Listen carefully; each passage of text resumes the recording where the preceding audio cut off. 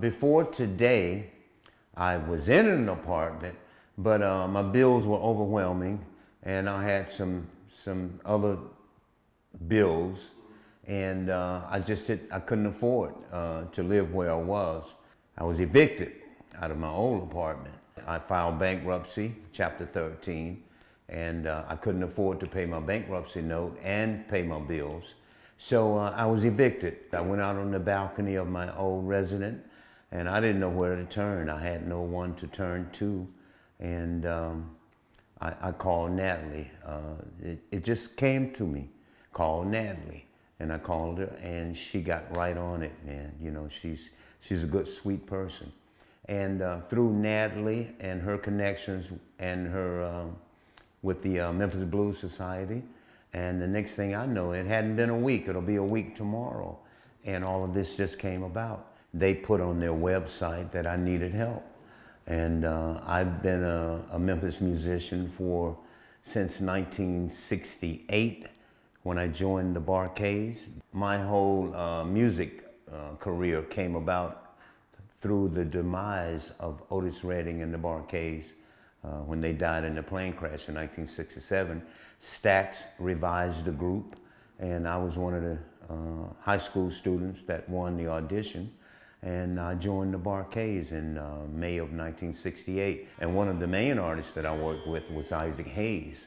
And I worked with Isaac Hayes from 1969 with his original Hot Buttered Soul album. And I worked with Isaac from 1969 till 1995.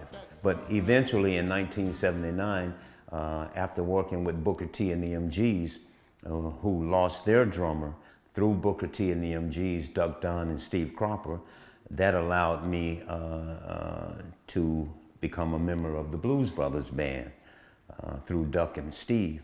Unfortunately, you know, and I'm not ashamed, I just fell on hard times.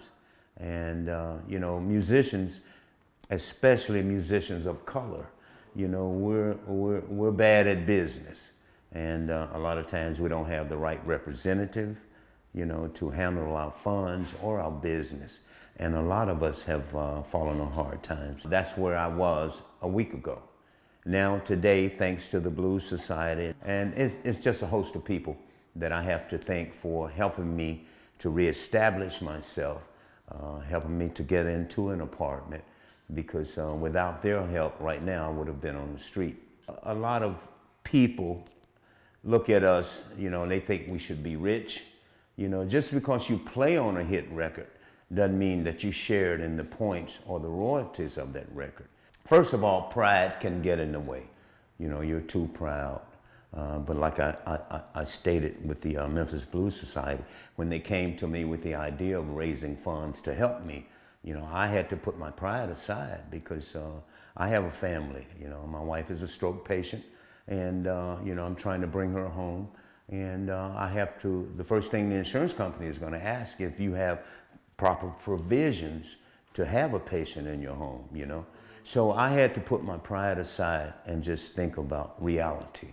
And the reality of it was I had just reached the bottom. And so I'm not ashamed, you know, because believe it or not, God, G-O-D, or whatever you want to think of it as, has given me a second chance.